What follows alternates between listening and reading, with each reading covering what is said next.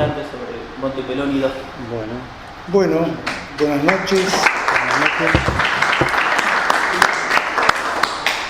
Gracias a ustedes, a la Comisión de Apoyo al Banco, por invitarnos.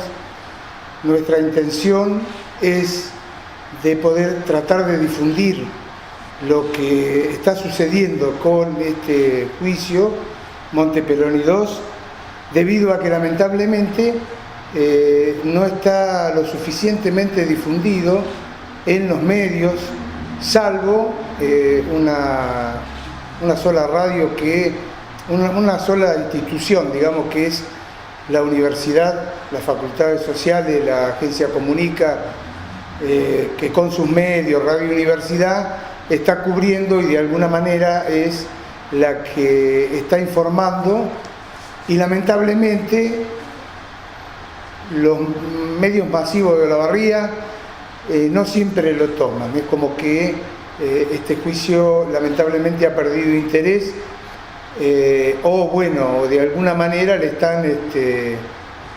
le están dando la importancia que creo que tiene. La importancia que creo que tiene por el tipo de juicio que es, lo que abarca no solo las detenciones de grupos de estudiantes y militantes de la JUP y de la JP y la JTP de aquella época, sino que también abarca a empleados de fábricas de Olavarría, que es lo que de última nosotros creemos que demuestra cuál fue el objetivo de la dictadura. Y para poder llegar, digamos, a poder explicar lo que es o cómo se está desarrollando este juicio, me parece que habría que hacer un poquito de historia sobre cómo se llegó. Porque, hubo que transitar por varios juzgados, instituciones gubernamentales que brindaron en muchos casos apoyo, y eso muy poca gente lo sabe. Por lo tanto, nuestra intención es poder de alguna manera contarles desde dónde viene esta historia, ¿no? ¿Qué es lo que se juzga? Todos sabemos que son los delitos cometidos en Olavarría y la zona a partir del año 1976.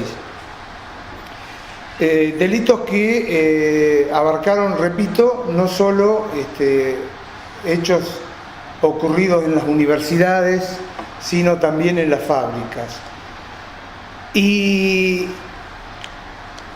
que durante la dictadura, por supuesto que no hubo, creo que ni intenciones de solamente el accionar de los familiares de los detenidos y los desaparecidos. Era la única voz que se escuchaba, y lo único que se hacía era de última presentar recursos, habeas corpus, por ejemplo, para poder determinar dónde se encontraban las personas que estaban desaparecidas o detenidas. Terminada la dictadura, sabemos que la historia de los juicios comienza cuando Alfonsín decide realizar el juicio a la Junta. Y ya en esa causa 13 ya había gente de Olavarría declarando. Araceli fue una de las que declaró en la causa 13 en el juicio a la Junta. Todos sabemos después que es lo que sucedió con los aprietes de grupos militares que hicieron de que presionaran para poder promulgar leyes de la impunidad, y tuvieron eco en lo que fue la ley de obediencia debida y la de punto final, que todos sabemos, creo que acá cómo fueron, ¿no? La de punto final era la que se puso una fecha límite para hacer denuncias, y la de obediencia debida era que todos aquellos que habían recibido órdenes se los dejaba de lado a la hora de juzgarlo. Y después tuvo, en el juicio a la Junta se condenó a a las juntas, y sabemos que después, incluso en el gobierno de Menem, se les cupo el indulto y que por lo tanto fueron liberados. Había algunas causas de la zona que estaban avanzadas cuando entró la democracia. En realidad habían avanzado bastante, como la causa Moreno, durante la dictadura y al principio, porque justo el juez Pagliere, que fue el juez que le tocó, le cayó la denuncia cuando desapareció Moreno, investigó y tenía un montón de datos, elementos, una causa con muchas fojas, con bastante prueba. Bueno, por supuesto que durante la dictadura tuvo que parar con esa investigación. Cuando volvió la democracia había empezado de vuelta la familia Moreno a avanzar y las leyes de la impunidad no se lo permitieron. ¿Qué pasó después? Pasó que en el año 2004 el gobierno municipal de Elio Ceseberri, coloca en un área del municipio a Omar Antonio el Pájaro Ferreira.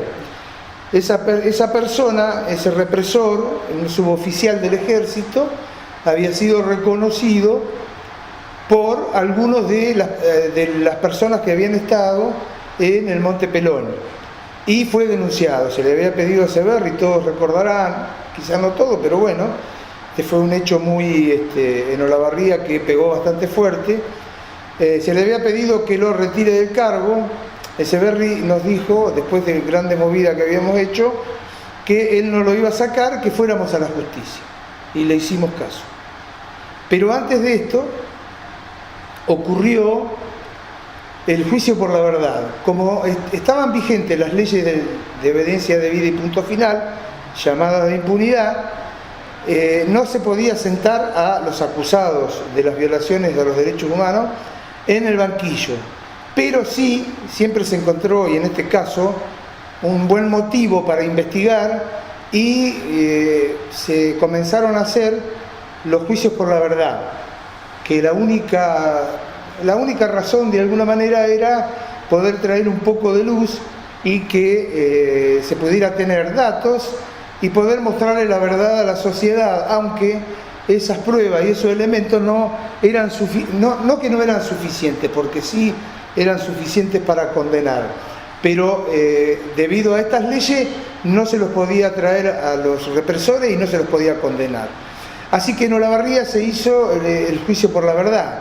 Fue una gran discusión, quizás no tanto en nosotros aquí en Olavarría, porque cuando a raíz de los buenos contactos que teníamos con la Secretaría de Derechos Humanos de provincia, que ya estaba trabajando en estos temas, y a raíz del caso del Pájaro Ferreira había venido a Olavarría, me acuerdo que estaba Carlotto en aquel entonces, en ese trabajo bastante continuo que tuvimos con la gente de la provincia en aquel entonces, logramos hacer los juicios por la verdad en el centro de la provincia de Buenos Aires.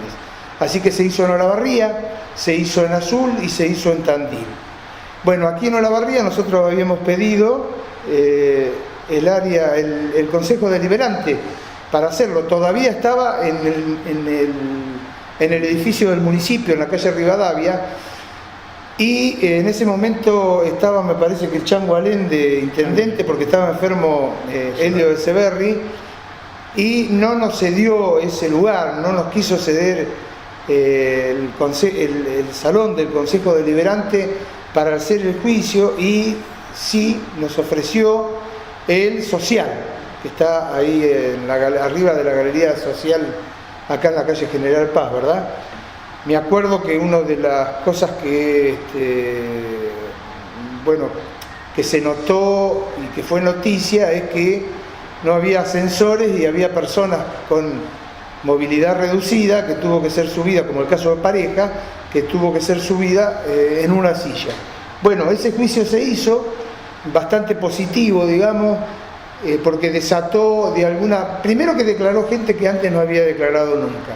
Porque como en todo en esto hay jetones, como Carlos, como también en algún momento Cacho Fernández, y otros que estábamos prestos a ir a declarar, y es por eso que declaramos en los juicios por la verdad de La Plata, declaramos en el juicio contra la unidad 9, donde estuvimos detenidos, contra uno de los represores de la unidad 9, en el juicio Moreno, en el juicio de Tandil, y de alguna manera era como que ya lo teníamos bastante asimilado y asumido el tema de declarar en este tipo de lugares, y bueno, para nosotros ya no era casi una carga como no lo es en este momento, pero hubo gente que sí, hubo familiares que era la primera vez que declaraban, y les fue bastante fuerte, como así también hubo familiares de represores que se acercaron a hacer denuncias respecto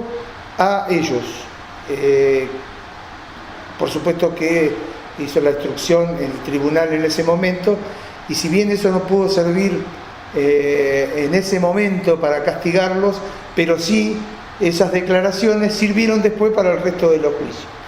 Bueno, terminado el juicio por la verdad, es cuando se eliminan las leyes. Bueno, ustedes saben que Néstor Kirchner derogó o fomentó la derogación de las leyes de evidencia debida y punto final, y fue como el comienzo de una reactivación de los juicios. Es ahí donde, con la querella de la Secretaría de Derechos Humanos de provincia, se hace la presentación para que se investigue no solo el caso del Pájaro Ferreira, sino de todos los centros de detención del centro de la provincia de Buenos Aires. Por lo tanto, ingresó, como dije hoy, Las Flores, Tandil, la Huerta de Tandil, la Quinta de los Méndez de Tandil, Azul, que vienen bastante relegados, la gente de Azul con los juicios, Monte Pelón y la Comisaría Primera, el regimiento y la Unidad 2 de Sierra Chica. Y la presentación se hizo, calculo que en el 2006 más o menos. La causa recae en el juzgado de Azul, a cargo del doctor Comparato. El doctor Comparato se declara incompetente porque todas las causas del primer cuerpo las tenía el juez Rafecas en Comodoro Pi. Así que ahí nos dimos con la Secretaría de Derechos Humanos y con el resto de los organismos del centro de la provincia de Buenos Aires, del centro, de la región centro, digamos, nos dimos una política de ir a solicitarle, en principio, a Comodoro Pi, estuvimos hablando con Cavallo, que era uno de los jueces que después eliminó las leyes de obediencia debida, o que antes había eliminado, y que estaba Rafeca, le fuimos a eliminar que desglosara la causa y que la parte que correspondía a la zona centro la derivara a Azul. A todo esto, bueno, nos dijeron que no la iban a pedir, yo exactamente no me acuerdo ahora, pero que ellos no iban a insistir con retenerla.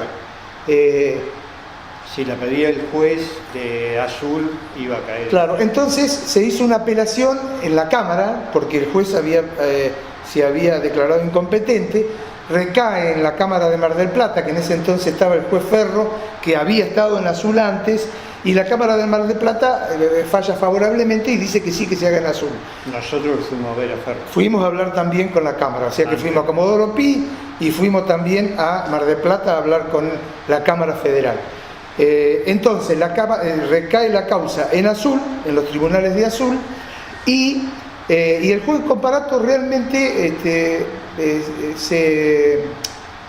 digo que se preocupó bastante por resolver y por hacer lo que es la instrucción de la causa. Y además, el juez Comparato era como que digamos, los abogados de los represores lo tenían a maltraer con recursos, por supuesto, ¿no? Los abogados generalmente son los mismos, ¿sí?, que trabajan en todos los tribunales, que según me dijeron el otro día lo pagan desde la Mutual de los militares se lo pagan, o sea que no le pagan individualmente cada uno, sino que eso se hace a través, los fondos los sacan a través de una mutual. Así que son casi siempre los mismos, que uno los ve tanto en los bancos en la ESMA, como lo ve en Mar del Plata, como lo vieron acá en el juicio de Monte Peloni. Bueno, Comparato hace la instrucción y detiene a cinco represores. Lo detiene a Verdura, jefe de regimiento, a Castigliani, segundo jefe, lo detiene a Grosse, que era el jefe de inteligencia, lo detiene a otro oficial que era Leites, bueno, que estuvo involucrado en la causa Pareja, pero además lo había detenido no por esa causa, porque esa causa se está juzgando en esta segunda parte. Lo detiene como oficial a cargo de, yo no me acuerdo qué área, porque es bastante compleja toda la estructura del ejército y de qué manera actuó cada una, ¿no? Y a Ferreira, son a los que detiene. Se eleva a juicio esos 5 casos solamente. También hubo discusiones entre algunos compañeros porque decían, ¿por qué carajo vamos a hacer un juicio con 5 nada más? Cuando son alrededor de 40, 50 los represores involucrados. Y bueno, nuestra postura, o una de las posturas, que era justamente la mía por lo menos, era de que por lo menos deberíamos juzgar a alguno porque se estaban muriendo los familiares, víctimas, y se estaban muriendo los represores y se morían impunes porque ninguno había sido condenado. Bueno, se lo juzgó en lo que fue Monte Peloni 1. Punto. Nosotros no sé si se entiende hasta acá si llevamos el hilo. A lo mejor los aburro, pero es el recorrido que hay que hacer para llegar hasta acá. Bueno, nosotros habíamos logrado que la instrucción se haga en azul, pero el juicio oral se hace en el Tribunal Oral de Mar del Plata. ¿Qué hicimos? Tuvimos que también en este caso ir a ver a los jueces del tribunal para que en vez de hacerlo en una sala en Mar del Plata, que debe ser más chiquita que este salón más o menos, se hiciera en Olavarría y que pudiera ir la comunidad olavarriense, la comunidad educativa, era la idea de que fuera a ver los juicios y que se pudiera enterar. Y bueno, tuvimos buena predisposición de ese tribunal, que era el mismo que había juzgado los juicios por la verdad acá en el social, y sin demasiados protocolos ese tribunal accedió a hacer el juicio en Olavarría. Bueno, nos pusimos de acuerdo para elegir el lugar donde hacerlo, siempre con buena onda, ¿no? Dónde hacerlo, y elegimos la facultad. Y bueno, y desde el Estado Nacional también hubo una buena recepción y predisposición de los organismos que son los que tienen que brindar toda la infraestructura para que se realice un juicio. La infraestructura que es desde hacer las videoconferencias, por lo tanto, que la sala de Chaco donde está el que tiene que declarar esté disponible en ese momento con todos los elementos para hacerla, ¿sí? Como las pantallas, etcétera, etcétera, etcétera. Y bueno, y gracias a eso, entonces en el 2014 se hizo lo que fue el juicio Monte Peloni 1. Bueno, en ese juicio, que muchos deben haber ido de acá, fue muy movilizante, creo.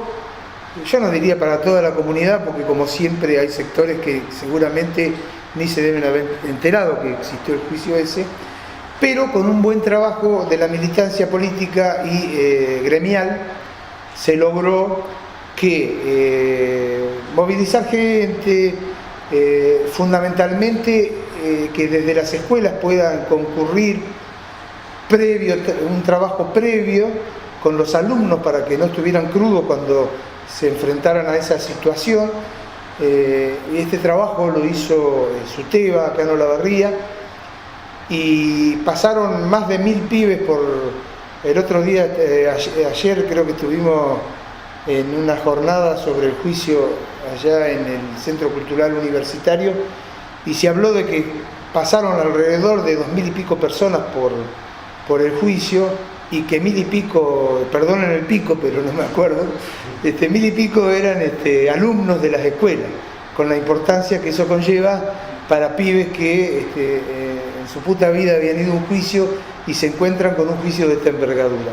Así que para nosotros fue ese juicio muy importante la labor de la universidad, el tratamiento que se hizo, incluso en todos los medios, porque en ese momento la universidad lo cubría, pero me acuerdo que el Popular lo estaba cubriendo todos los días con gente allí, algunas emisoras de FM, la televisión, bueno, la televisión pública estuvo.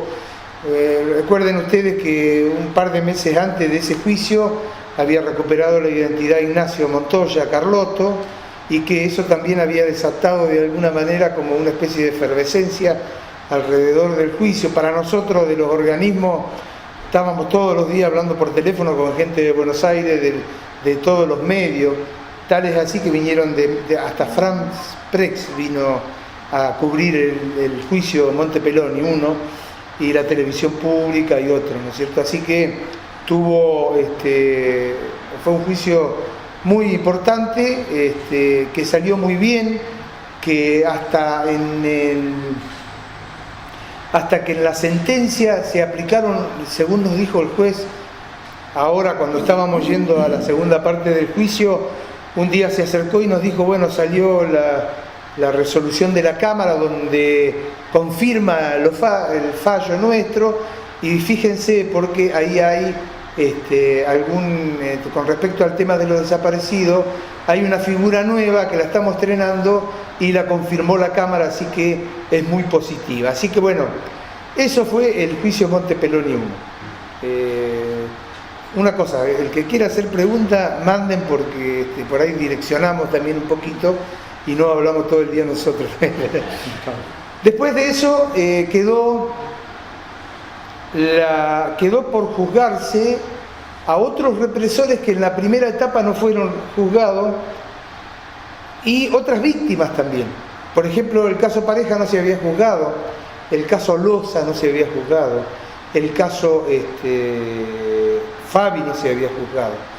Y todo eso se juzga en la segunda parte.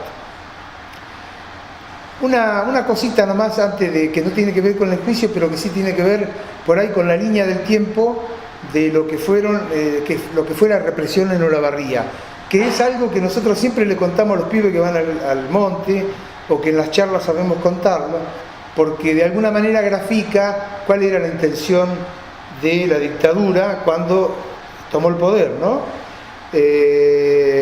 Bueno, gracias a un trabajo que hicieron compañeros de la Comisión por la Memoria, se metieron en el archivo del diario, que en esa época había una directora que nos permitía ingresar a los archivos, cosa que últimamente está un poquito más complicada, pero que en aquella época nos ofreció y nos abrió los archivos, sacar fotos, copiar, etcétera, etcétera. Y estos compañeros lo que hicieron fue ir leyendo los diarios de todos los días desde el año 75 al 78, e ir anotando los datos relevantes que había de las cosas que fueron sucediendo. Y bueno, y gracias a eso, y rápidamente, lo que sacamos en limpio es que la excusa de la Junta y de la dictadura fue que venían para poner orden, porque había violencia, había guerrilla, cosa que sí había y todos lo sabemos, pero que ellos venían a poner orden y que venían a combatir el terrorismo y los subversivos. Bueno, entonces, fue el 24 de marzo del 76, comienzo de la dictadura, y a los primeros que detuvieron fue a los empleados de Loza, perdón, a los empleados de Favi, allá un par de meses después que tomaron el poder. Los empleados de Favi estaban armando un sindicato y en el mes de mayo, creo, abril o mayo, el señor Surjevich, que era el gerente de la empresa, los junta en el patio a los empleados, llama a la fuerza de seguridad y los marca uno por uno a los que estaban armando el sindicato y se los llevan detenidos, ¿sí? Varios, Diorio, bueno, después en todo caso los menciono porque los tengo por acá, pero por ahí lo importante sería de última los hechos de Favi, Pineda, Carlitos Pineda, Alfredo Valicenti, Morey, Barrera, Julio Barrera, Gabino Diorio, Carlos Rivas, Julio García y Germán García. Son detenidos que los detuvieron, los llevaron a la comisaría y después los llevaron a la unidad 7 de Azul. Bien, después de Favi, entonces, que, bueno, supongo que no serían subversivos, eran laburantes que estaban formando un sindicato. Después detienen a los de Loma Negra. A los de Loma Negra, que también es por un conflicto, que yo creo que mucho no se debe conocer ese tema tampoco. Un conflicto en la embolsadora. Tenían las bolsas con un agujero más chico y cuando la iban a llenar se les reventaba y los empleados lo que hicieron fue pedir que intercalar las bolsas, que no siempre, o sea que no terminar con esa tanda de bolsas, sino que determinada cantidad de horas por día envasaran esa y el resto las otras, las buenas. No accedió, hicieron una medida de fuerza y los gerentes, jefes de personal, gente conocida, ¿no? Cladera, sí, era jefe de personal de Loma Negra. Lo que hizo fue llamar al ejército, rodeó el ejército la fábrica. Ese día no se lo llevó, pero cuando fueron a la casa le dijeron que se tenía que presentar a la comisaría. Y a uno que no estaba en la casa lo fueron a buscar. Y también lo llevan a la comisaría y después lo llevan a la unidad 7 de Azul. Y después de eso, Loza, el conflicto de Loza. Esto, lo de Loma Negra, no está en el juicio este. No, no está en juicio, todavía.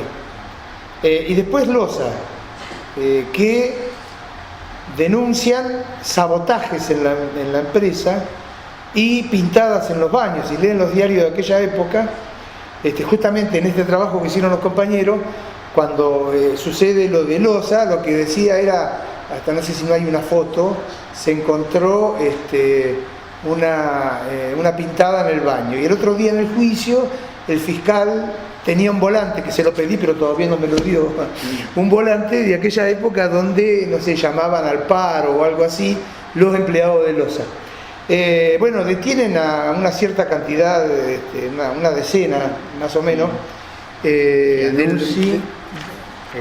Rufino Zorrilla, Juan Carlos Prestipino, Domingo Vivas, Horacio Amadeo Vivas, Carlos Alberto Méndez, Ciriaco Iturregui y Mario Daniel Guitosi.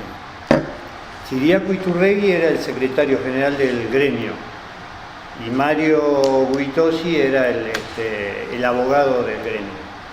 Y lo demás conformaban vocales y todo eso del gremio. Zoico era en ese momento. Bueno, lo llevan a la cárcel de Azul y están detenidos bastante tiempo también.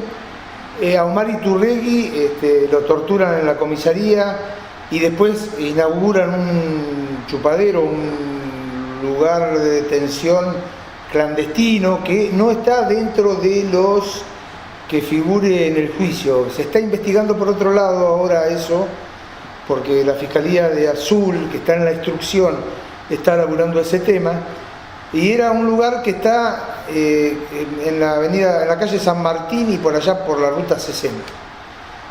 Ahí lo llevaron a él para torturarlo a Omar Iturregui. Y después también lo llevaron a la cárcel. Omar Siriaco. Omar Siriaco, él mismo. Es más conocido por Omar, digamos, que estuvo en vivienda en la municipalidad con Helio. Bueno, y después de eso, entonces, en este laburo sigo, con la línea del tiempo de cómo fueron sucediendo.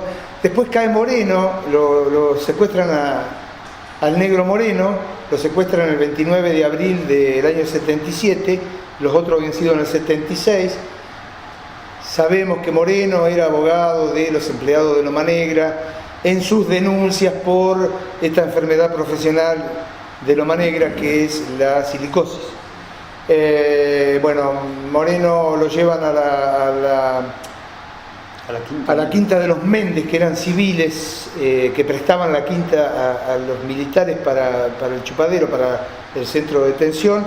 Y después se escapa Moreno y alcanza a refugiarse en otra quinta, y creo que de esa quinta llaman o caen, no estoy seguro muy bien cómo fue eso, y lo detienen y después lo matan y entregan el cuerpo.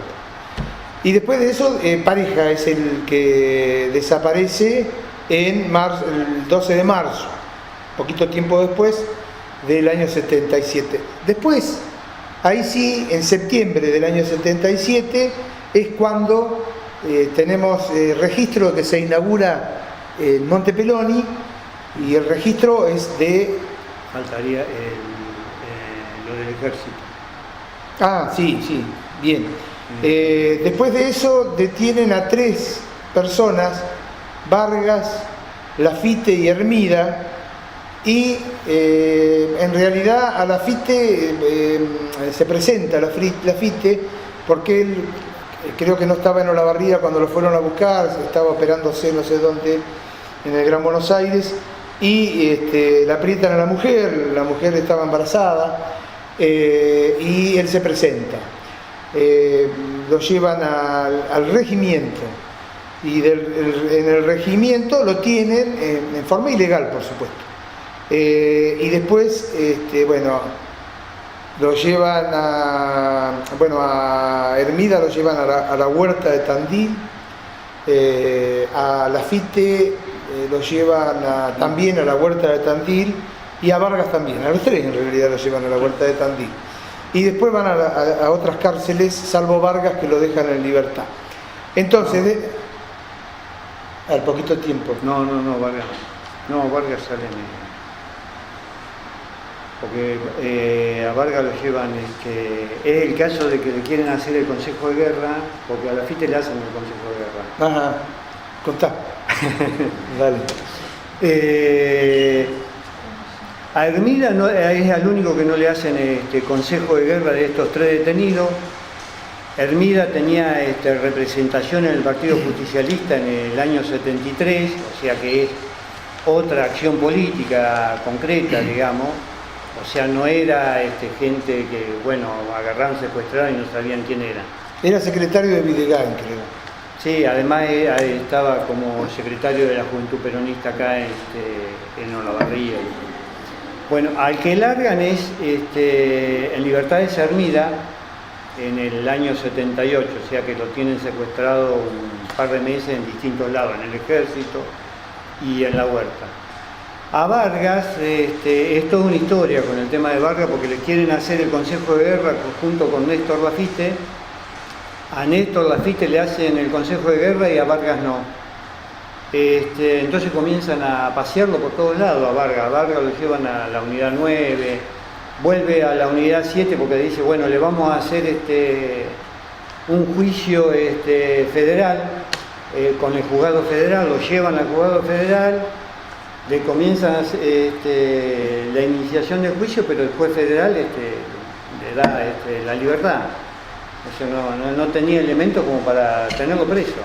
Entonces, pero sigue en poder del Poder Ejecutivo, que esa es la relación que hacen los abogados, ¿no? Que está todo relacionado, pero la fuerza principal es el ejército. Entonces el ejército es más fuerte que la propia justicia. La justicia le da la libertad, pero el ejército lo sigue detenido. Y lo llevan para hacerle el consejo de guerra, bueno, no saben qué hacer, y interviene una comisión muy... La comisión que estudiaba la ideología de los detenidos. De los detenidos. Una comisión, porque figura todo eso, está escrito. No es que se inventó, alguien lo comentó, no, que está escrito. No lo conocíamos nosotros. Que no, sí, no lo sabemos, nos enteramos ahora. Y la comisión dice que no es marxista, Vargas. Entonces lo llevan a la unidad 9, quedan bajo el poder ejecutivo y después quedan en libertad. O sea, toda una situación, este compañero que, bueno... Curioso, ¿no? Sí, además con todos los traslados, calculaba, siempre te pegaban en todos los traslados, así que Vargas fue golpeado permanentemente. Bueno, lo de pareja.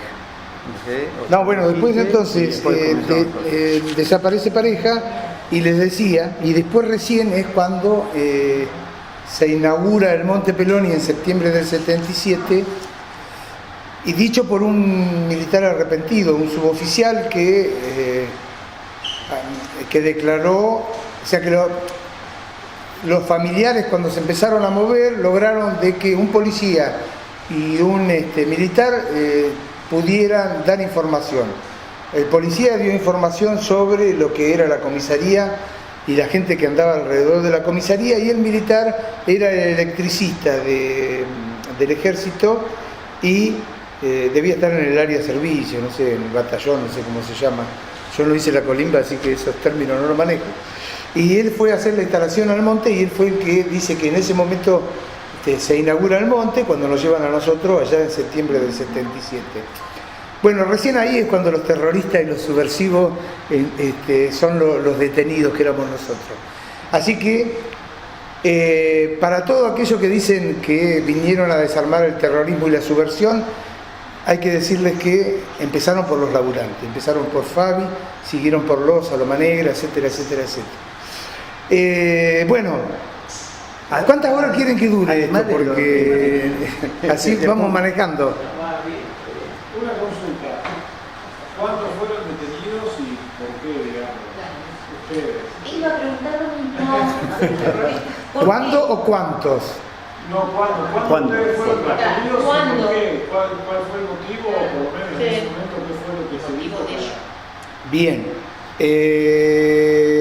Bueno, nosotros, además está decir que éramos militantes del peronismo, en la juventud peronista.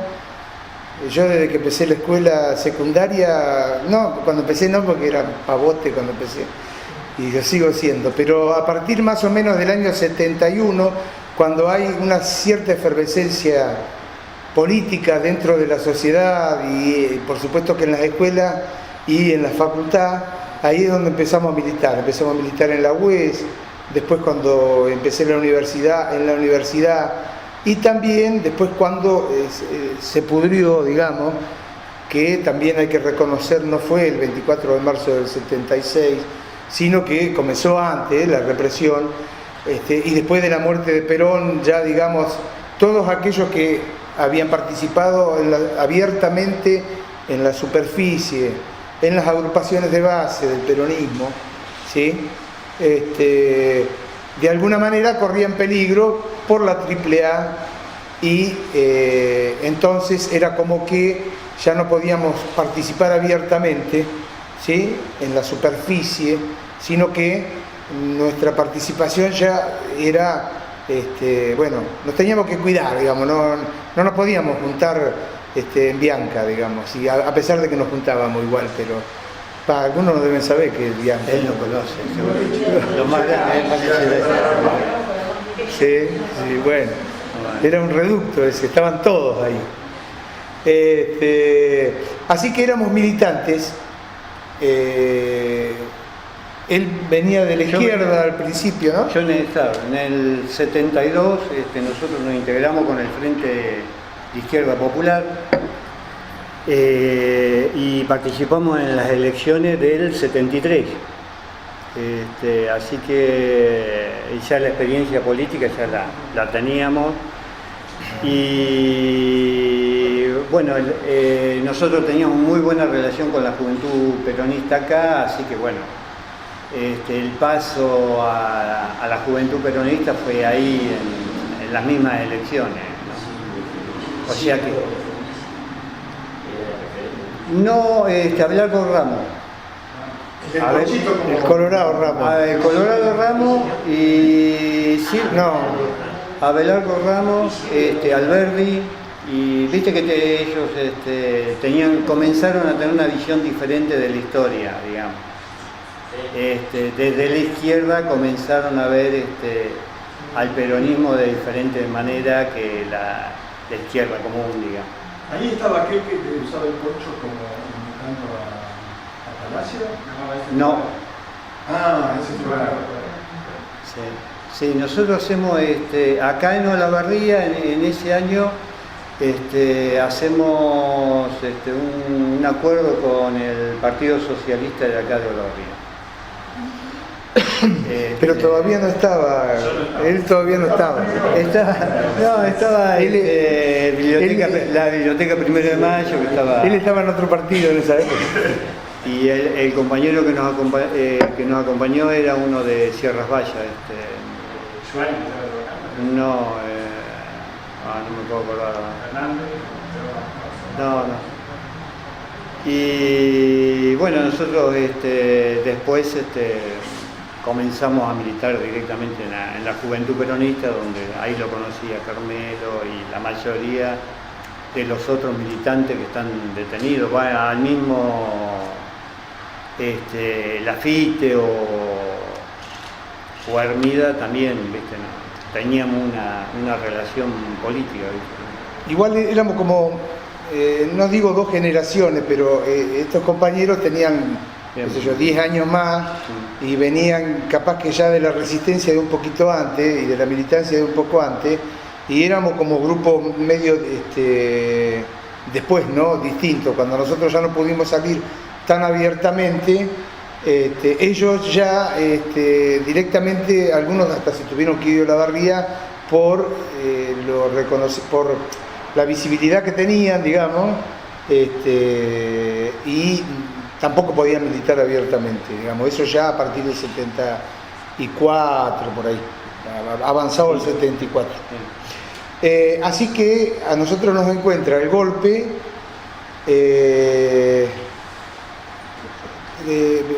militando políticamente, pero no en la superficie ya.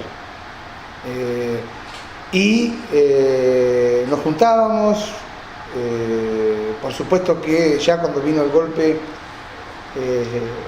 el estado de sitio hacía que no podíamos realizar ninguna actividad política, y por lo tanto nosotros igual nos seguíamos juntando, por supuesto, en forma clandestina, podemos decir, si es ese el término.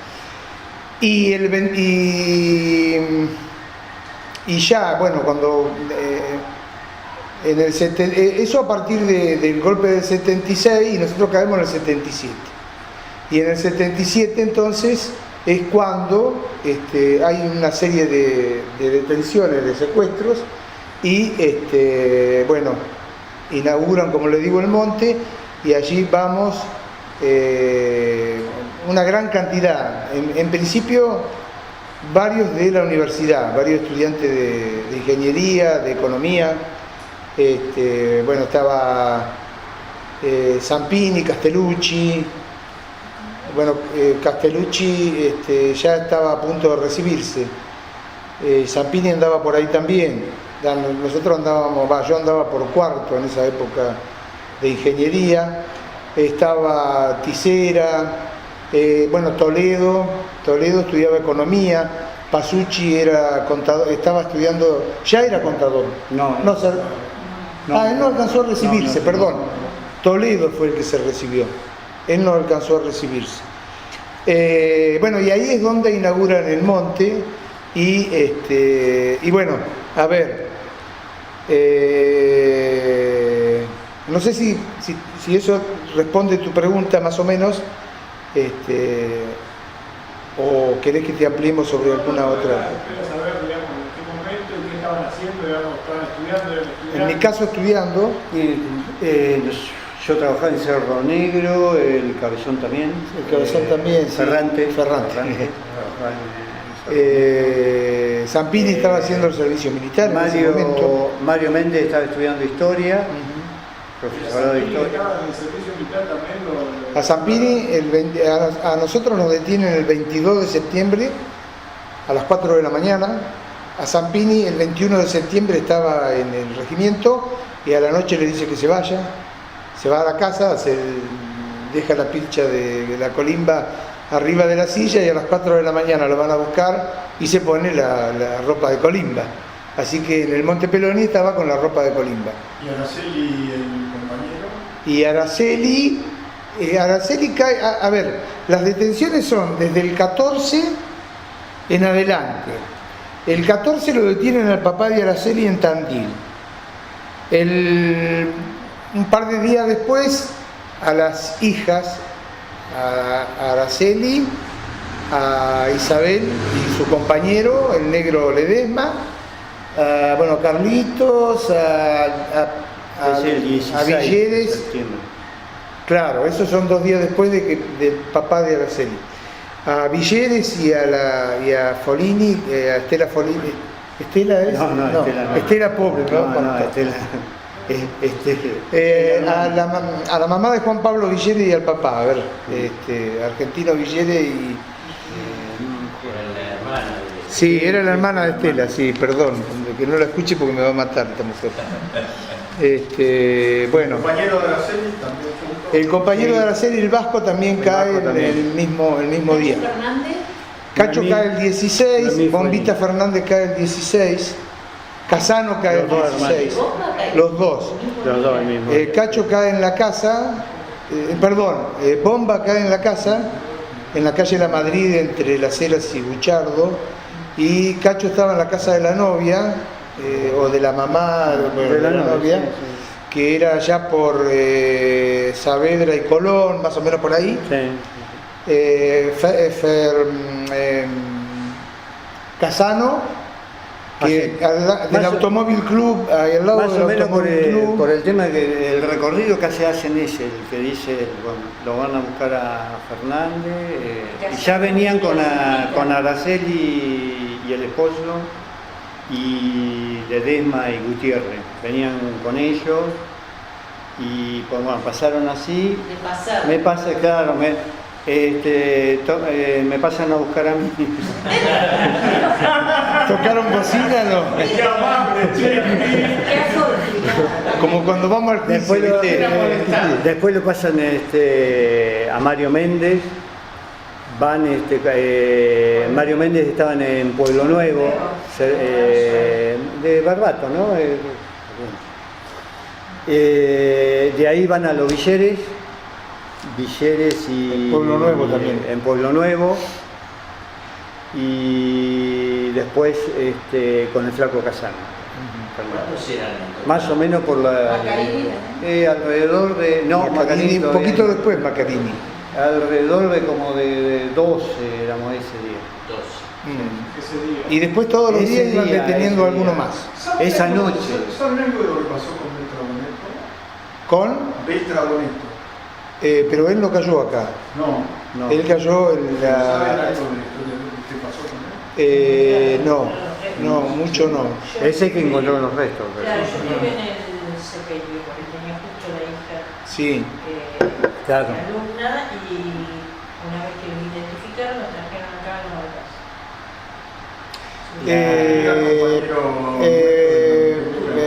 Claro.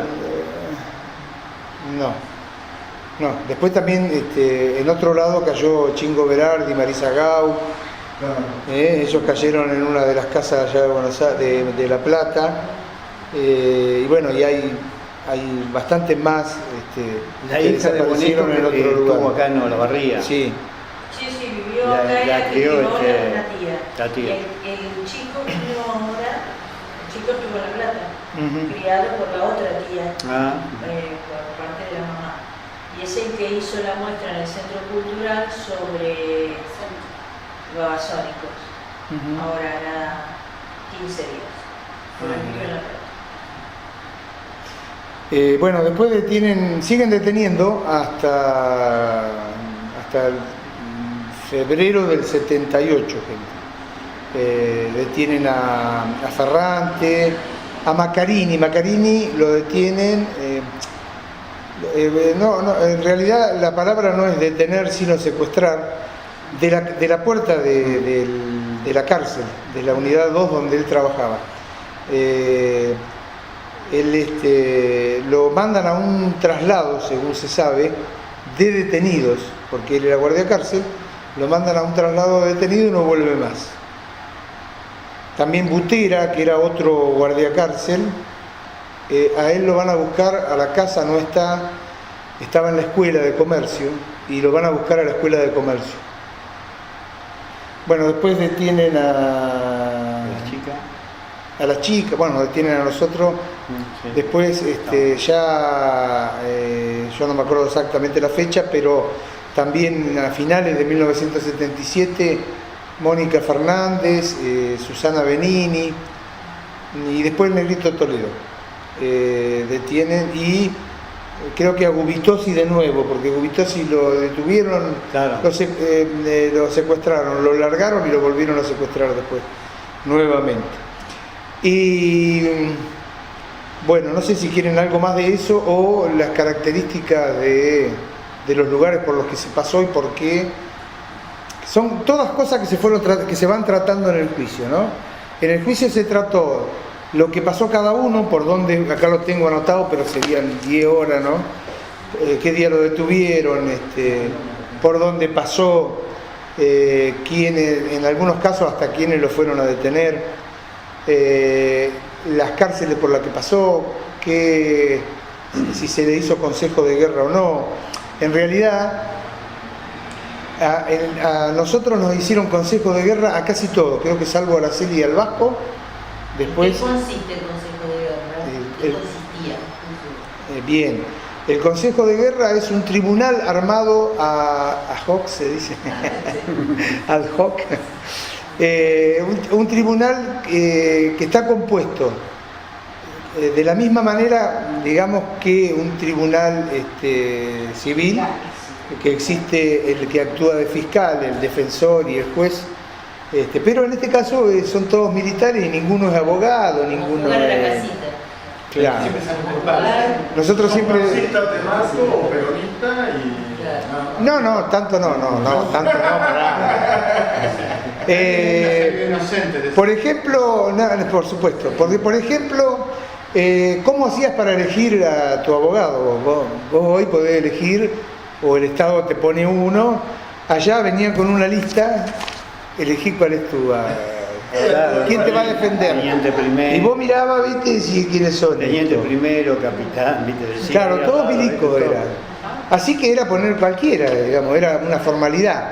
El único, siempre digo, ¿quién era el único que sabía quiénes estaban ahí? El que estaba disfrazado, vestido de colimba, que era Zampini.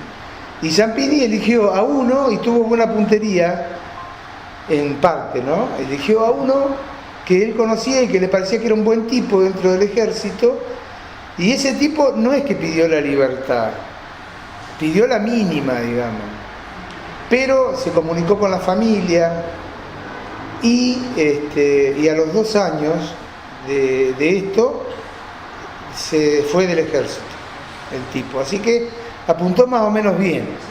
Bueno, el resto, los que oficiaban de defensores, una anécdota lo grafica, digamos. Por ejemplo, cuando nos llevaron a hacer el consejo de guerra, del Monte a nosotros nos llevan a Azul, después, al regimiento, nos hacen firmar una autoincriminación, so pena de pegarte un tiro, de volver para atrás y sin mirar. De ahí nos llevan a la cárcel de Azul, recién ahí nos sacan las capuchas y las vendas porque estuvimos... todo el tiempo que estuvimos en el monte estuvimos tabicados, vendados, encapuchados y esposados. En Azul recién cuando entramos después de la paliza nos sacan las vendas, después de ahí nos llevan a Tandil y ahí nos hacen el consejo de guerra. Nos llevan a la comisaría primera de Tandil. En la comisaría primera nos ponen en los calabozos y nos llevan después a hacernos el consejo en la brigada en un regimiento de ahí de Tandil, creo que era el espacio de la brigada, que es la que comandaba todo esto, ¿no?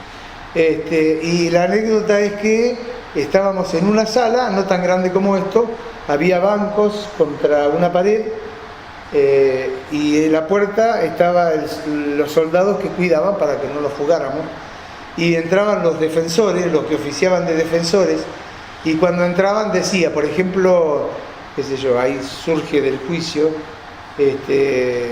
uno le dice, no sé si a Mario o a quién, la verdad que a vos no tengo ganas de defenderte, yo si fuera por mí te mataría, qué sé yo. Y el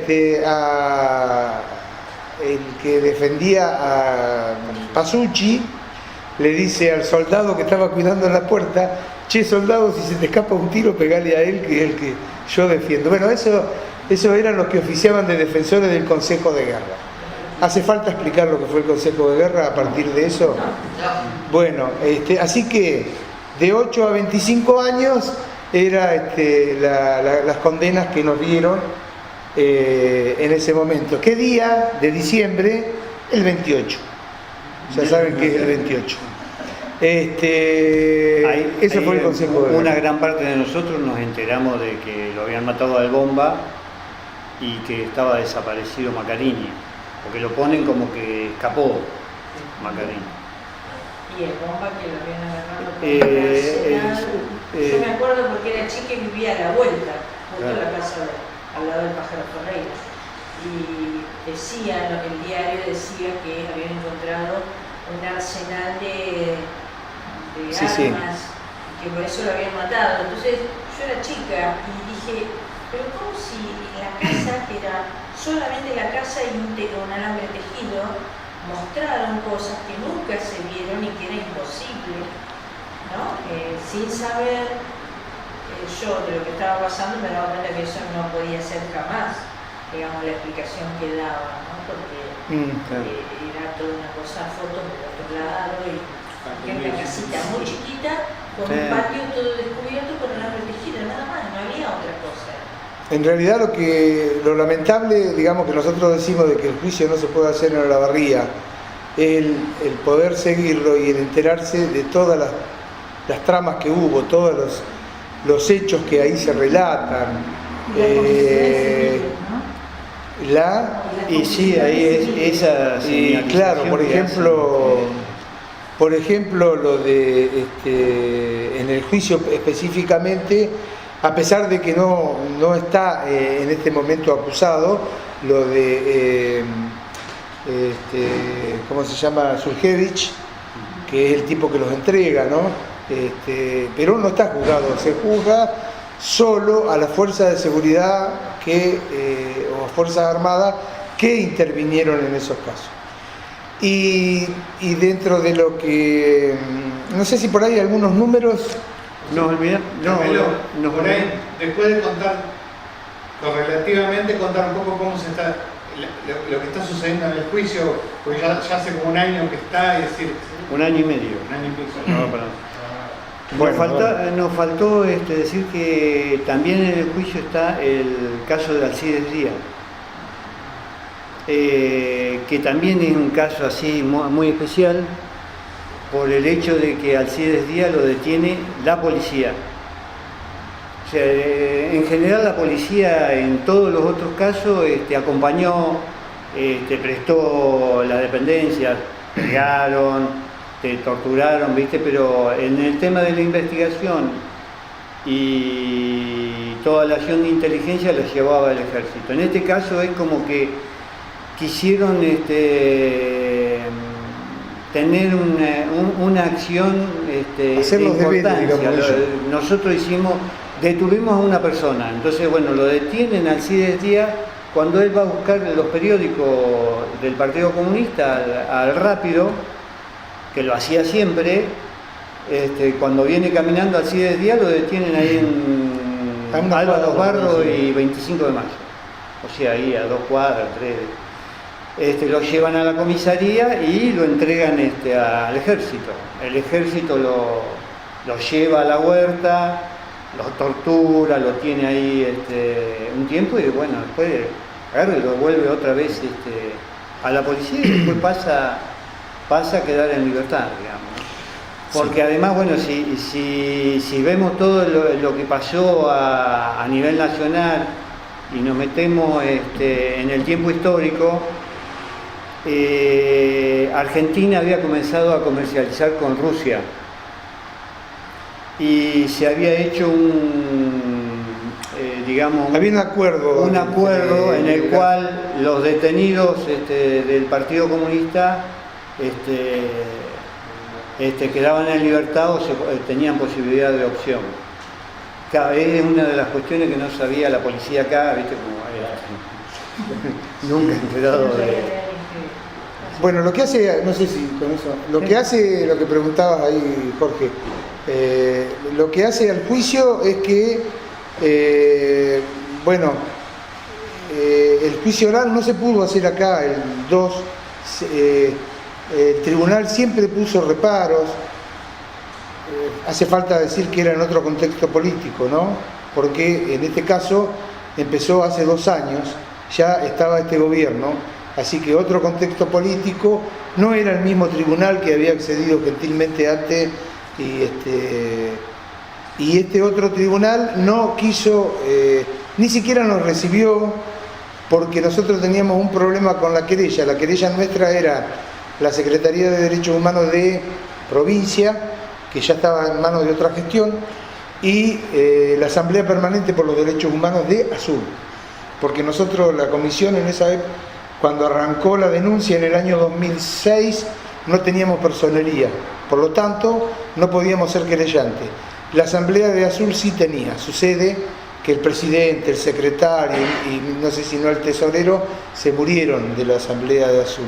Así que cuando llegó el momento del juicio estaba caída la comisión y no podíamos presentarnos como querella a través de la Asamblea de Azul. Así que se hizo cargo la Asamblea de Buenos Aires, la nacional, y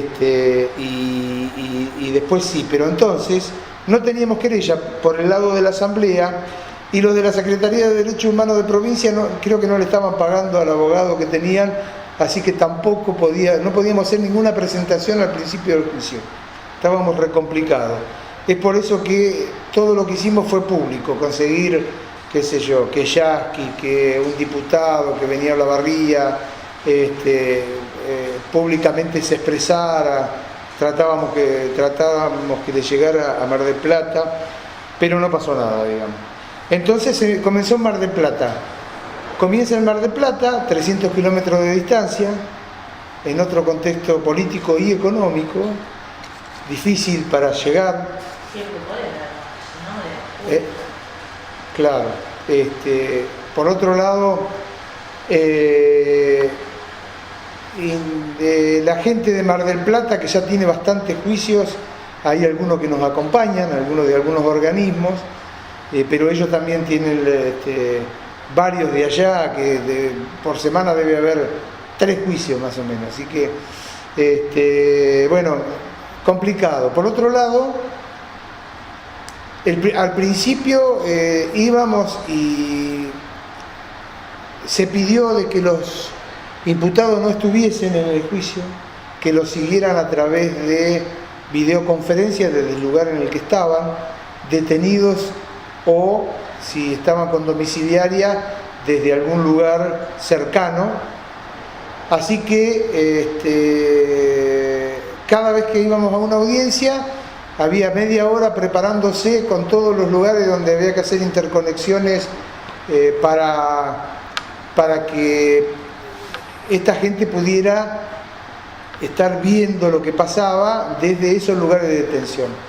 Verdura desde Corrientes, había desde Salta, había algunos que estaban en la cárcel de Marcos Paz y desde algún lugar cercano desde ahí. ¿Y qué pasaba? Por ahí se caía internet de uno y se suspendía la audiencia. O un día tenía dolor de cabeza el juez y bueno, no podía hacer. Carmelo, ¿por qué se dividió en los juicios?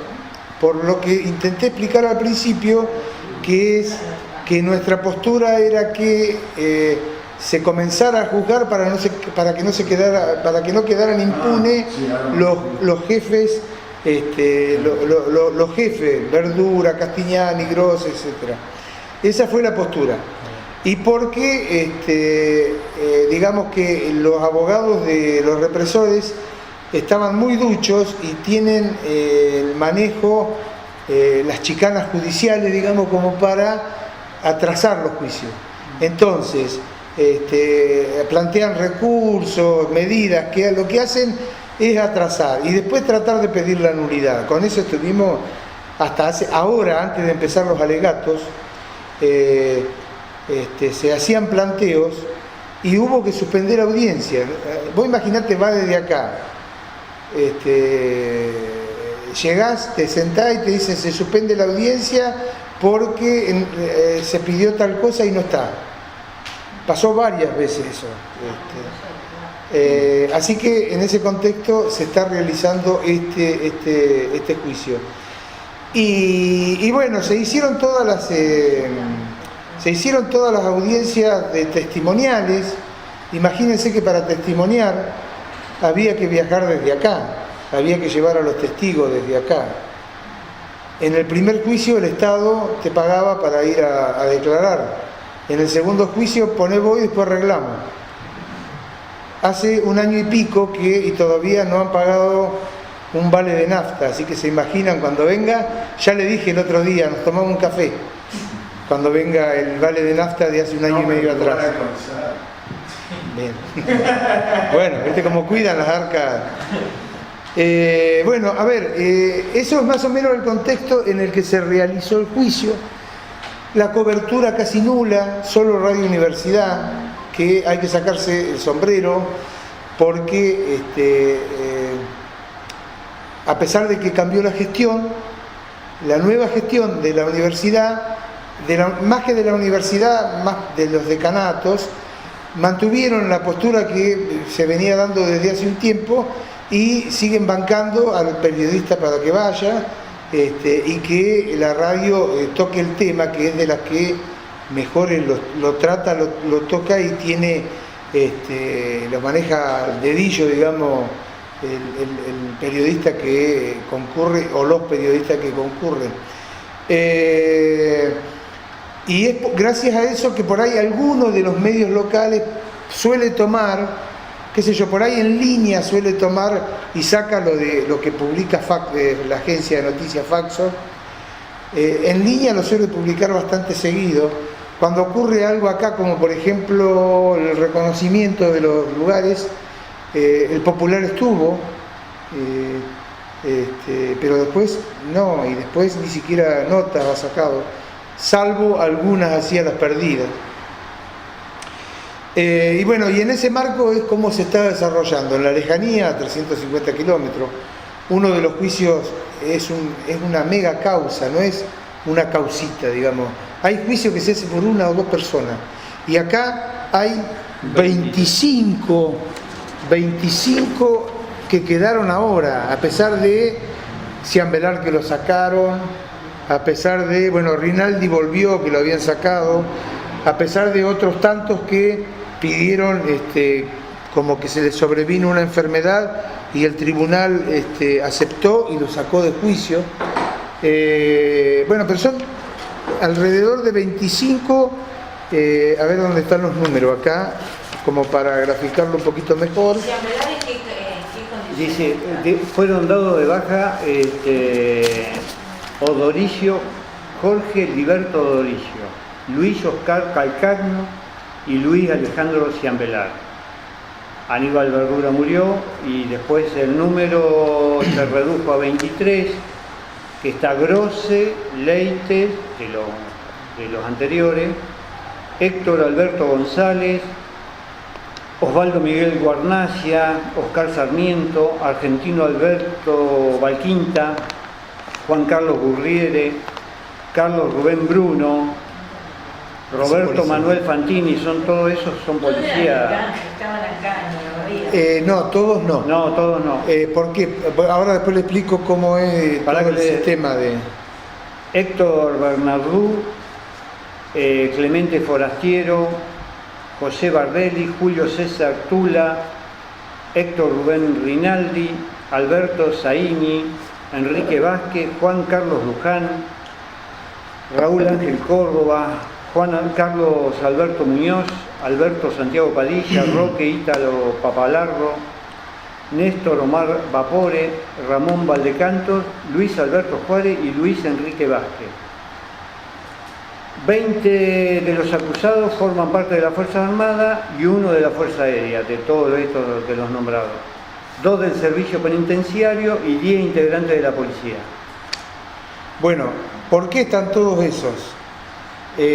A ver, ahora en la etapa de los alegatos, además de alegar por cada uno de los hechos, cada uno de los secuestros, por dónde pasaron, la cárcel, el consejo de guerra,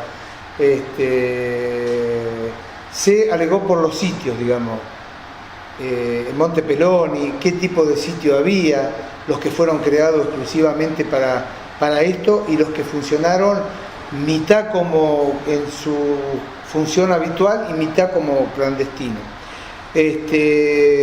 Entonces, la fiscal lo que hizo fue hablar de lo que fue la estructura de las Fuerzas Armadas y cómo participó. Estaría bueno por eso haberlo escuchado. Y ahí lo que dice es que con los manuales que el ejército, que las Fuerzas Armadas prepararon para la lucha contra la subversión, en los manuales decía, el área de inteligencia integrada por el S2, el S3, que son cargos de inteligencia, será la que realice tal tarea. El área de servicio será la encargada de tal tarea, en este caso poner los vehículos para ir a secuestrar a la gente. El área de comando serán los que entrarán a las casas y secuestrarán y se llevarán a los subversivos. Entonces, con lujo de detalle y con los manuales, páginas, etcétera, etcétera, en la que dice eso, lo que hace es poner en escenario a el jefe de inteligencia, al segundo jefe, al jefe de servicio, al jefe de comando, y después, además de todos los que son denunciados, que integraban, por ejemplo, las guardias del monte o de los otros centros, ¿sí? Es por eso que, por ejemplo, hay algunos nombres que yo, Valdecanto, ¿de dónde son? Son de esos lugares. Incluso después fueron llevados a la Huerta de Tandil. La Huerta de Tandil pertenecía a la brigada. Entonces, todos esos jefes son los que están ahí denunciados como parte necesaria de que esto sucediera. El de la Fuerza Aérea es del Tribunal de Consejo de Guerra. Del Consejo de Guerra, claro. Por ejemplo, sobre los centros de detención, lo que se decía es que había 2 tipos de centros, los de primer orden y los de segundo orden. Los de primer orden eran, como les dije hoy, los que se crearon a tal efecto. Monte Peloni, La Huerta, ¿sí?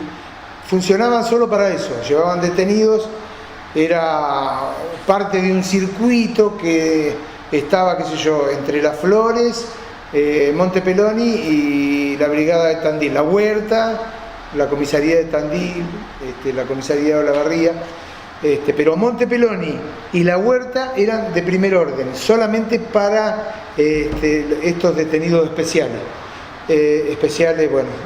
políticos.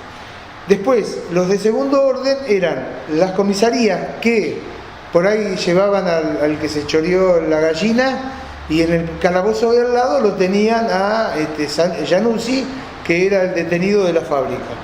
Entonces funcionaba de las dos maneras, uno legal, legal sí, y el otro estaba ilegal ahí adentro. ¿Por qué? Porque no los anotaban en los libros, ¿sí? De segundo orden eran la comisaría, el cuartel, la unidad 2 de Sierra Chica, que había pabellones donde había gente sin declarar y había pabellones con los presos del resto que ya declaraba, la comisaría primera de Tandil, la brigada de las Flores y creo que ninguno más. Y la U7, no sé si... Y la unidad 7 de Azul. Y la unidad 7. ¿Por qué? Porque mientras estábamos en la unidad 7 no figurábamos como legales. Nuestros familiares no sabían que nosotros estábamos ahí, por ejemplo. Es por eso que al de la unidad 7, Vázquez, es uno de los nombres que está ahí. Además de que se los indica como uno de los entregadores de Maccarini, pero bueno, él está por ese motivo. Él estuvo justito en el 76 En Azul. en Azul y en el 77 en Sierra Chica. Que fue donde desapareció, el 77 desaparece Maccarini de Sierra Chica y en el 76 todos los que fueron desde las comisarías. Ahora, cualquiera se preguntaría, pero las comisarías, claro, parece como que fuera legal, lo llevaban a la comisaría, lo llevaban a la cárcel, era legal, intervenía un juez, era legal, pero el tema es que las órdenes las recibían no de los jueces, sino del ejército, del jefe del área. Entonces, por ejemplo, hay un caso, un par de casos, el caso de Bañola, que estaba en la casa de Pasucci cuando lo fueron a secuestrar, y se lo llevan, y no saben qué hacer con Bañola, porque iban a secuestrar a Pasucci, no encuentran a Bañola, ¿qué hacemos con Bañola?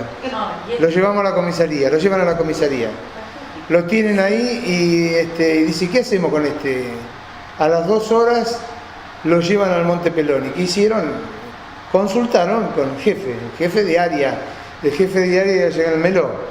Entonces la fiscalía argumenta de esa manera el hecho de que la comisaría no era una detención legal porque no estaba respondiendo a los mandos naturales que eran los jueces, sino que estaban respondiendo a los otros mandos, que eran los mandos del ejército.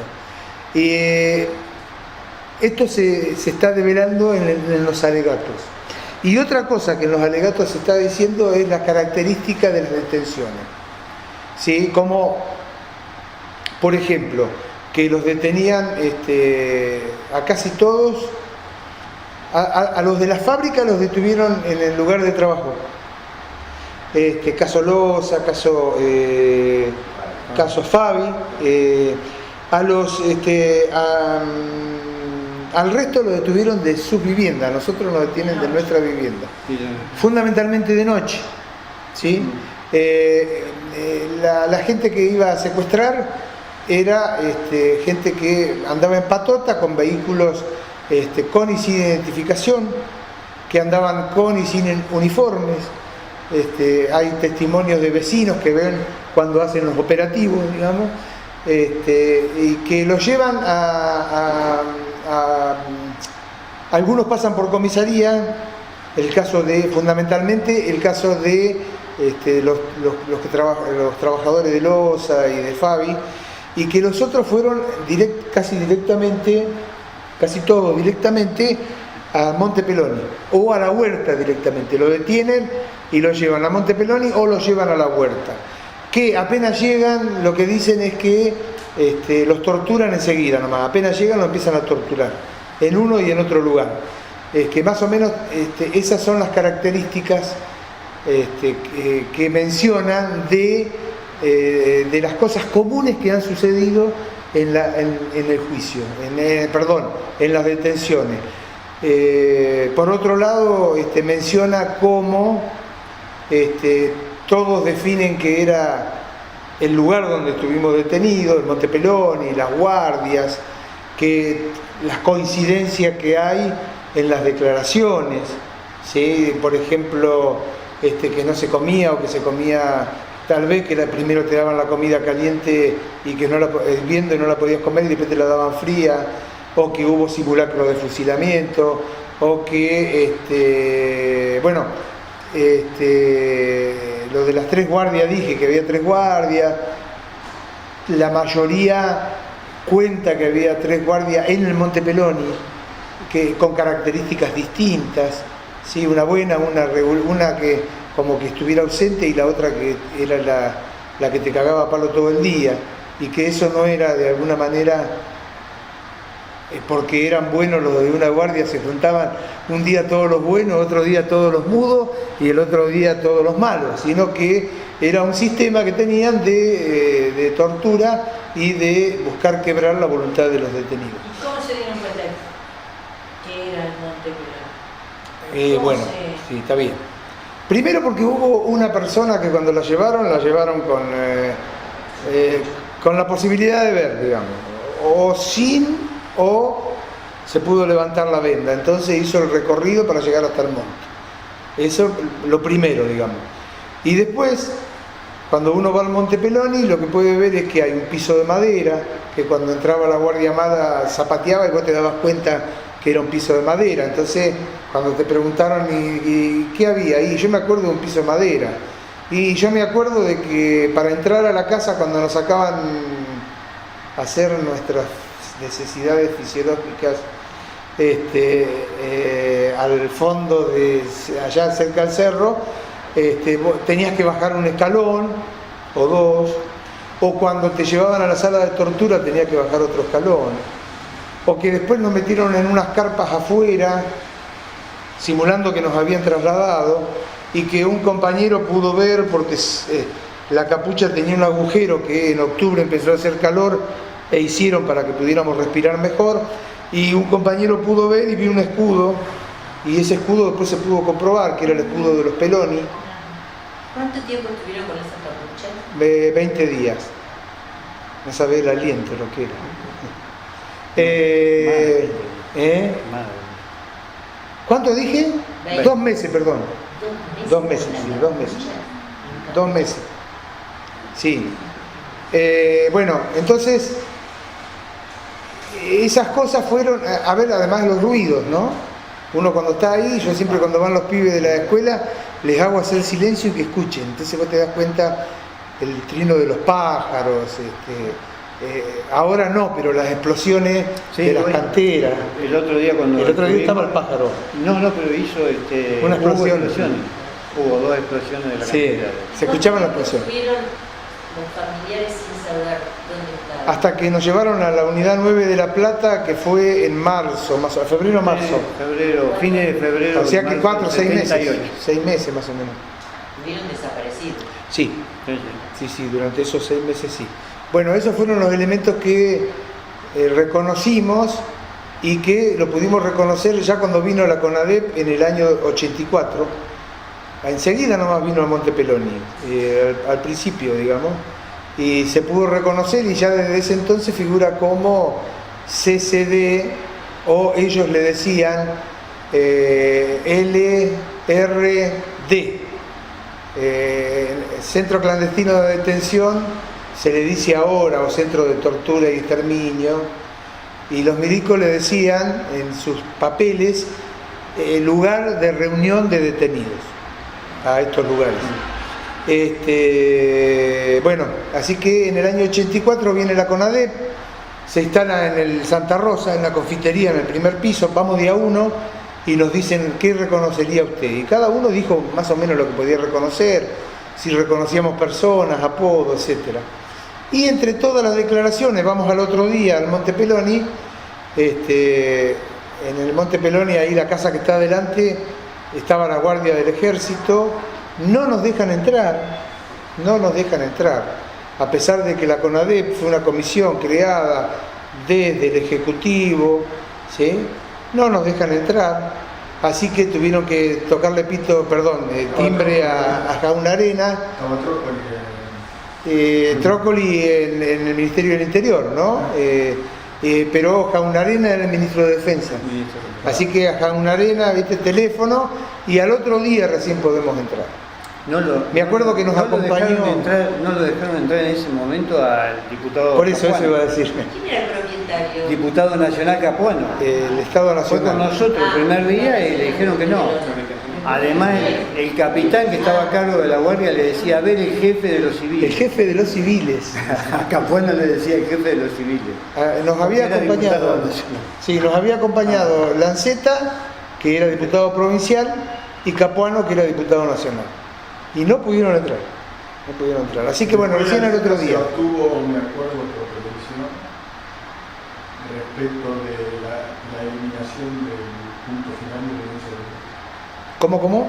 En la Cámara. Ah, en la Cámara, sí, después en provincia.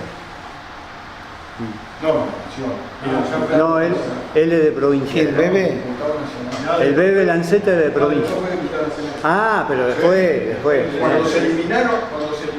O sea, claro, en el 2006, 2005. Estaba Alfonsín, Alfonsín le marcaba el camino, pero cuando aparece Alfonsín, se pasa al otro lado. Bueno, yo en las internas no me meto. Sí, En las mías demasiado ya. aclarar la posición de la gente, ¿viste? Sí, Cómo sí. fluctúa respecto a la política. Te aclaró, al margen de lo jodido que debe haber sido el pájaro y todo eso, obviamente, lo han sufrido. Ellos Echeverri también tenía a Omar Iturrégui como parte del gobierno y a Alcides Díaz en la lista del 97. Sí, por ahí, sí. O sea que Él creyó que nosotros le estábamos haciendo una operación política. no, yo creo que digamos el sentido de humanitario, por llamarlo de alguna forma, le impedía hacer un castigo de ese tipo. De hecho lo hizo después cuando, a ver, digamos, cuando tuvo la movida por allá arriba, hasta vino Kirchner y estuvo hablando Aníbal Fernández, que después yo se lo cuestioné en una reunión, cuando él dijo no hay que tirar el tren encima a nadie, qué sé yo, pero bueno, está bien, son, de alguna manera son posturas, y de última yo siempre digo, fuimos a la justicia y se pudo comprobar y se le dio cadena perpetua al Pájaro Ferreira. Bueno. Perdón, me Sí. tengo que retirar. Sí. No. Bueno, ustedes dirán qué otra cosa quieren. O sea, Gracias por la invitación. Lo que compete entonces a la causa 2, ¿cómo va y cómo va por ahí? ¿Cómo esperan que resulte? A ver, la causa 2 ya pasó toda la etapa de testimonios. En este momento está en la etapa de alegatos. Repito, es una mega causa. Los alegatos de la Fiscalía, solo de la Fiscalía pidió 40 horas para los alegatos. Así que es larguito, o sea, y no debe estar ni por la mitad todavía. Después de los alegatos de la Fiscalía vienen los alegatos de la Secretaría de Derechos Humanos, Eso va a ser más corto. que eso se supone que va a ser una jornada, y los alegatos de la Asamblea Permanente, Mariana y Torremare, Mariana Catanzaro, que es la abogada, y Torremare, que se calcula que también va a ser de una jornada. ¿Por qué? Porque no quieren repetir todo lo que está haciendo la Fiscalía. La Fiscalía tiene que probar caso por caso, tiene que poner todos los hechos, lo que le sucedió a esa persona, quién acusa a cada uno. Entonces, el trabajo más intenso es el de la Fiscalía. Después, los otros lo que van a hacer por ahí es plantear, capaz que por ahí plantean otra mirada de lo que debe ser la condena. Lo más probable es que la Fiscalía pida por delitos de lesa humanidad y que la querella, no la de la Secretaría de Derechos Humanos, que estimo que no va a variar mucho de ahí, tiene una postura más light, digamos, ahora, que concuerda con la postura política, me parece, de la provincia.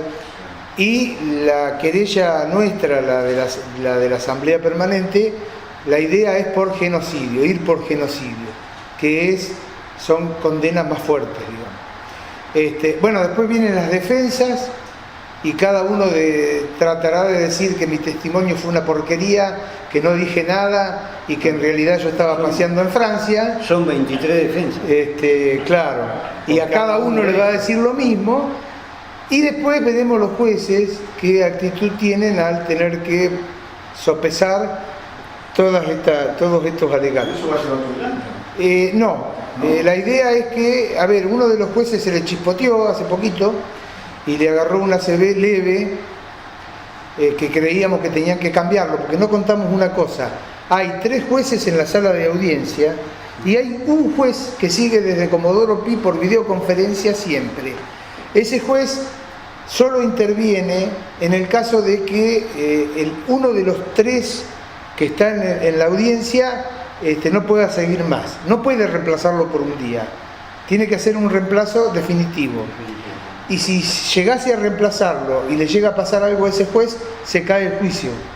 No llega a final el juicio. Por lo tanto, siempre intentan que cuando hay un enfermo se cure, por eso es que vamos y nos hacen volver. O le agarró a uno un pequeño ACV y lo esperaron a ver si se recuperaba. Entonces ahora, claro, para que no entre el comodín, y dejarlo por las dudas del comodín hasta el final. Y por ahora, como este juez se está recuperando, pero me parece que no le da el cuero para más de 4 horas, el tribunal nos dijo, esto no sale en los medios, pero el tribunal le dijo, y nos dicen a nosotros los fiscales, que ya somos como los chanchos de siempre, nos dicen que va a ser de 4 horas solamente la audiencia, porque el juez ese que se le chispoteó no aguanta más de 4 horas. A veces por ahí le ponen 5 horas. Entonces, mañana va a ser más o menos eso. Sí, mañana va a ser 5 horas por ahí. Porque se hace un solo día, se va a hacer un solo día. Claro, se suspende el de pasado mañana porque se superpone con otro. Eran 2 días y ahora comienza un solo día. Claro, sí. Son 23 personas las que están jugando ahora. Sí. Sí. ¿Edad, más o menos, son todas personas? Y sí, son todos arriba de 60. Son todos arriba de 60. Sí. Calculé de 65 para arriba, 80 y algo. ¿Vos hablás de los represores que están siendo juzgados? Sí. Bueno, había algunos, por ejemplo, el de los más jóvenes, Leites, creo, que está en buenas condiciones todavía. Que acá se le dio perpetua y ahora está en la casa. Además debe tener... Acá se le dio perpetua hace 5 años, perpetua. Hace 5 años. No, perdón. Perdón, a Grosse se le dio perpetua y está en la casa. Perpetua, Por la edad, lo mandan a la casa, anda con... Porque Grosse creo que tiene 70, una de esas. Claro. No, el más joven es Leites, que se le dio 8 años y está en la casa, pero está con otro... en esta etapa del juicio se lo juzga por otra cosa, por lo que creo que lo van a condenar y va a tener que volver a la cárcel, porque todavía me parece que está en edad de ir a la cárcel. Sí, el más joven. Sí, igualmente no es que después de lo que hizo Néstor de sacar las leyes de la impunidad, digamos, no es que sí o sí tienen que tener cárcel más allá de la edad, más allá de lo que sea, como sí, es lo que se pide, pero el cambio de gobierno se produjeron una serie de cosas que juegan en contra de nosotros, digamos. Esa situación, nosotros llegamos al juicio y Grosse venía caminando. Sin custodia.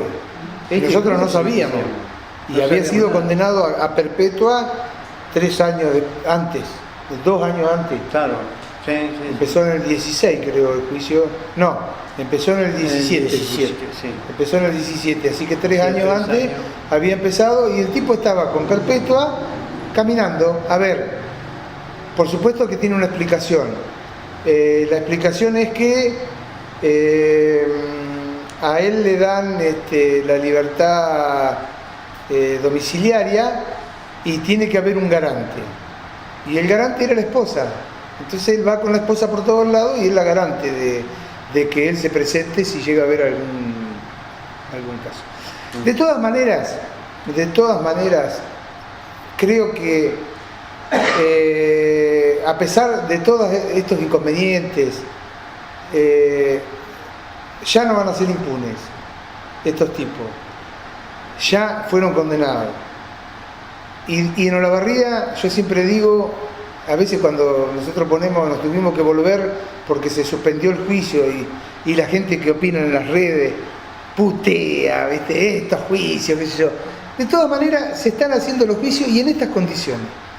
Cuando el Estado, yo les decía que en el anterior, en el 1, desde la Procuraduría venían a hablar con nosotros, no como que porque estuvimos presos, sino porque estábamos desde los organismos de derechos humanos colaborando con el armado del juicio, ¿no es cierto?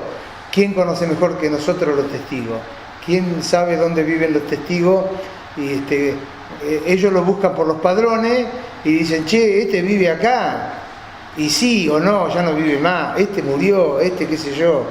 Eso lo hacían con nosotros. Esta gente se acercó. Esto de ahora, yo no sé cómo hicieron para poner un par de psicólogos para contener. Pero sí, el trabajo... Pero el trabajo... Llega el testigo y están ahí al lado. Claro. Y terminó. Claro. Y bueno, hubo algunos, de las consecuencias del juicio, hubo algunos compañeros, hay varias consecuencias, digo que secuelas, y la miro cuando hablo de secuelas, creo que todos debemos tener alguna secuela, a algunos por ahí se les notará superficialmente y a otros a lo mejor hay que escarbar un poco. Y en el caso de los detenidos de Olavarría, hubo bastante compañeros que están en condiciones bastante lamentables, ¿no? Y algunos que ya no están producto de esas Mario Telle, ¿no? Bueno, Mario se suicidó. Bueno, no sé por ahí tanto los motivos porque yo en ese momento no. Claro. Por eso digo, no sé hasta dónde, pero la más visible, por ejemplo, son acá compañeros con esquizofrenia, hay dos por lo menos. Bueno, uno que más o menos va bastante bien con la medicación y uno lo ve, a pesar de que no pudo declarar nunca se pudo hacer cargo de esta situación. Bueno, no voy a ser yo el que explique lo que es la esquizofrenia, y si no, miren Mente Brillante y ahí van a ver, porque es realmente así. Un compañero muy capaz de hacer documentos económicos en la cárcel para compartir con el resto de los presos. Bueno, después Susana Benini, que desde los dos, ya desde adentro de la cárcel, ¿no? Venían con este problema.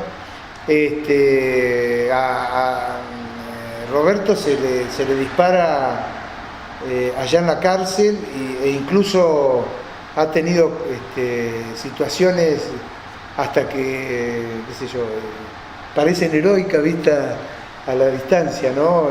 Producto de su enfermedad. Una vez lo trajeron a declarar a Azul y lo pusieron en una celda solo y lo viene a ver siempre que llevan a un detenido de estos especiales a una de las cárceles que no tenía mucho contacto. Aparece el jefe siempre sacando pecho y haciéndose el macho, ¿viste? Y abren la puerta de la celda y entra sacando pecho y estaba Roberto esperándolo con un palo de la cama, del pie de la cama, casi lo mata ahí adentro. Bueno, pero era producto de esa situación, ¿no? Bueno, y otras más que no vienen al caso.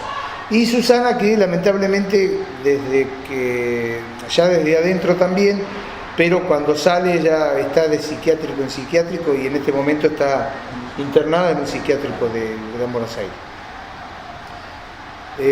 Negro Toledo, que él revivía la tortura todas las noches en la cárcel, ¿no? Después de un tiempo le empezó a afectar de por ahí, digamos, estaba medicado y no le dan la medicación en forma regular y bueno, un día se suicida, lo que todos lo tomamos como una especie de suicidio inducido, digamos, ¿no? Que no lo tomamos como un suicidio liso y llano. Y bueno, esas son las consecuencias de los que más afectados estuvieron, de los otros no hablo. Y igualmente nos pasó con este juicio, con la gente nueva de los trabajadores, al no tener acompañantes, hubo casos en que se anularon en el juicio y la declaración que ellos tenían ante el juez decían que no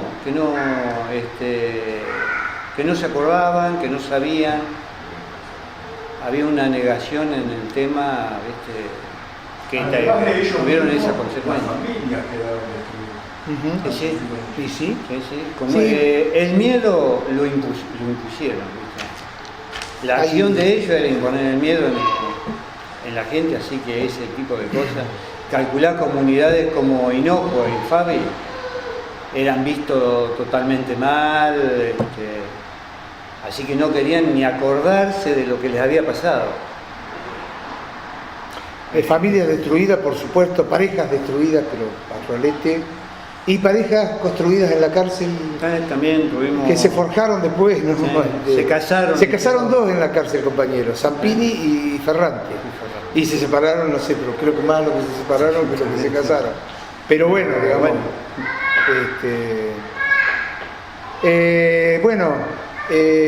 Si habría para charlar, yo repito, por eso pregunté cuánto tiempo tienen, porque podemos seguir y seguir y seguir.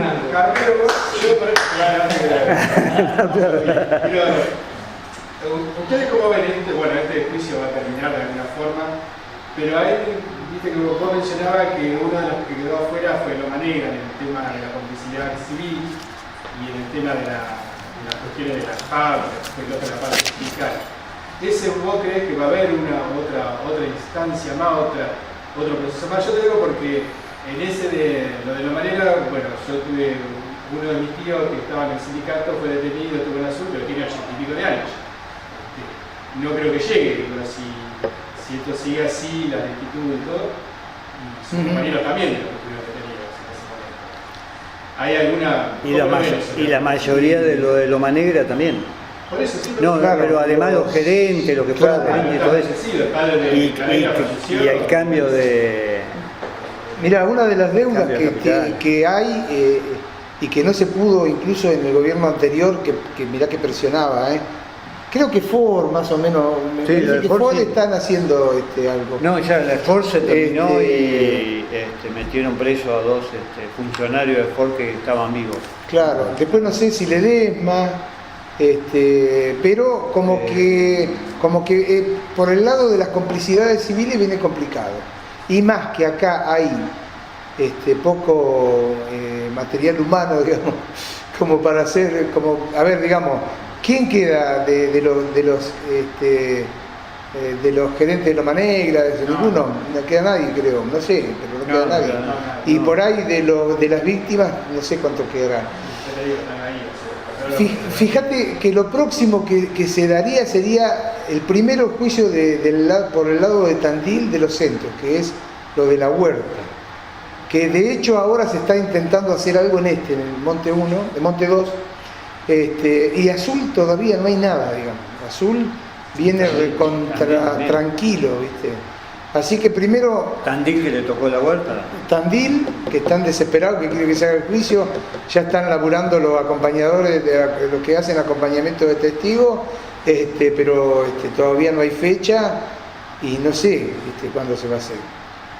Habrá que ver a partir del seguro próximo gobierno y de quién esté, digamos, y qué impronta le ponga a esto y qué actitud va a tener respecto a estos juicios y al tema de derechos humanos en general. Yo creo que por el lado de Olavarría queda muy poco. Creo que casi todo va a estar contemplado acá y que algunos,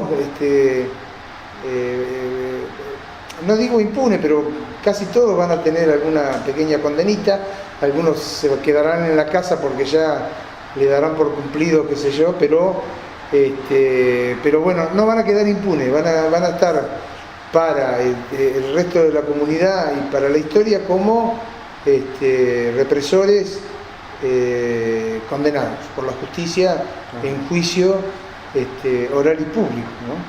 Que dejó de ser el abuelo bueno, el policía que, como decía Rinaldi, ¿no? Que yo metía preso y llevaba a aquellos que estaban borrachos, los llevaba a la casa, les tocaba timbre, Claro. era totalmente humano, a nadie le había pegado. Entonces, bueno, esas cuestiones, por más que le den, no sé, 2 años, 3. Y otra cosa importante. El hecho a la sociedad la va a golpear. Eso es lo más interesante, ¿no? Y otra, sí, perdón, te escucho. Iba justo, no me acuerdo si fue ayer a la mañana o hoy a la mañana, escuchaba en cuanto a la complicidad civil y en estos hechos que suceden en todo el mundo con el tema de la Segunda Guerra Mundial en Alemania, una empresa que hizo un revisionismo histórico, la cual, bueno, entendió que quienes habían hecho esa empresa habían sido partícipes o cómplices del nazismo, entonces, bueno, decidieron de cierta manera hacer una reparación económica, pero lo que voy es el tiempo que pasó desde el 45, desde la caída del nazismo hasta ahora, y uno dice... Pero además fue la decisión de la empresa. Fue decisión de la empresa, por eso. Acá lo más interesante de acá en la Argentina es que la cantidad de juicios que se han hecho. Yo creo que en el mundo no ocurrió una cosa como esta. Que su propio Estado juzgue a sus genocidas, que el mismo Estado, porque en Alemania eran jueces que vinieron de otro lado, digamos, ¿no? Se hicieron tribunales integrados no por jueces autóctonos, no se juzgaron entre sí, como es el caso nuestro. Digamos, eso creo que es histórico, que de alguna manera va a quedar marcado a lo largo de la historia y en el mundo como un ejemplo, ¿no? Y que se logró hace apenas, en la década perdida, diríamos. Yo creo que esta batalla de los derechos humanos es, creo que en general la sociedad la llevó bastante bien y es una batalla que creo que se ha ganado. Vos fíjate que cada vez que viene un presidente a la Argentina, pasa por el muro de los desaparecidos y eso. O sea que es algo que está presente. Sí. Estoy en una charla, después te llamo. Chau. No, eso de cada persona, personaje artístico, político que viene de cualquier parte del mundo, no dejan de estar con ella y no. El único que no quiere estar es el gobierno. Vos fíjate lo que dice Abreu, ¿no? Que la trata de ignorar, eso es inentendible. Inentendible. Claro, sí, pero eso, bueno. ¿Quién hizo la guita? ¿Cuánto hizo la guita más? No, pero fue el padre fue el ladrón. Sí, claro. Mi padre fue el ladrón. Hay una cosa que, como para terminar ya, digo, hay una cosa que grafica, digamos, la importancia que tuvo la política de derechos humanos y cómo se trabajó acá, lo he venido diciendo estos días. Ustedes habrán escuchado de ese colectivo que se creó, que son de hijos de represores, hijos de genocidas, que se llama Historias Desobedientes. Justamente por la de obediencia debida, ellos son desobedientes y que repudian a sus familiares y que le están pidiendo que puedan declarar y que digan qué es lo que pasó, porque eso podría llegar de alguna manera a traer justicia en muchos lugares, donde están los cadáveres de los desaparecidos, etc. Y bueno, esta gente que a nivel nacional está trabajando, en Olavarría tiene una rama, y esta gente se ha acercado, que quiere trabajar, ha adherido a todas estas jornadas que hemos venido haciendo, y quiere elaborar con nosotros, ver en qué cosas se puede trabajar en conjunto. Ellos, que son hijos de represores que reniegan de sus familiares, con nosotros que somos víctimas de ellos, de sus familiares. Así que eso, de alguna manera, me parece que es obra de la política de derechos humanos que se desarrolló en el país. La conciencia que se ha generado.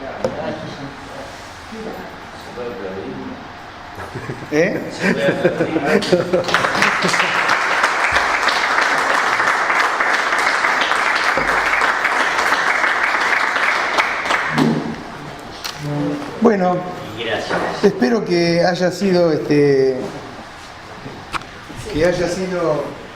para